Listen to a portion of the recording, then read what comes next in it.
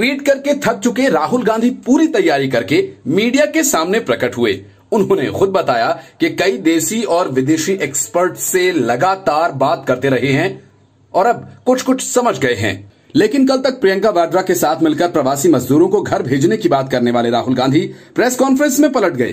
कहने लगे कि ये तो टेक्निकल सवाल है, जवाब तो एक्सपर्ट ही देंगे। इतना ही नहीं, कभी राहुल गांधी ये कहते दिखे कि कुछ दिनों में देश में अन्न की कमी हो जाएगी, तो कभी ये कह डाला कि सारे गोदाम खोल दीजिए, फसल आने वाली है, रखने को जगह नहीं मिलेगी।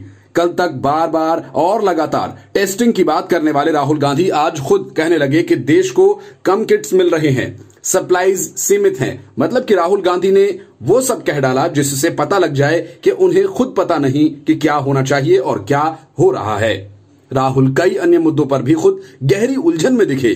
जब उनसे पूछा गया कि कोरोना संकट का क्या असर होगा, क्या 1,70,00,000 करोड़ रुपए का पैकेज पर्याप्त है, तो राहुल ने कुछ बातों को बताकर दावा कर डाला कि देश में अनाज की कमी होगी।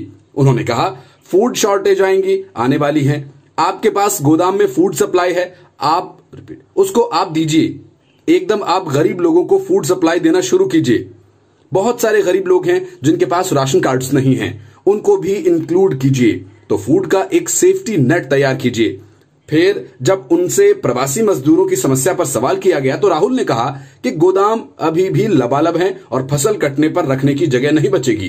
राहुल ने कहा खाद्यान्न की आपूर्ति बहुत जरूरी है, आज नहीं 10 दिन पहले कर देना चाहिए था कि हमारे जो गोदाम में अनाज हैं वो एकदम बांट देने चाहिए। मुझे लगता है 10 किलो गेहूं और चावल, 1 किलो दाल, 1 किलो चीनी हर सप्ताह सरकार को देनी चाहिए उन लोगों को जो भूखे हैं।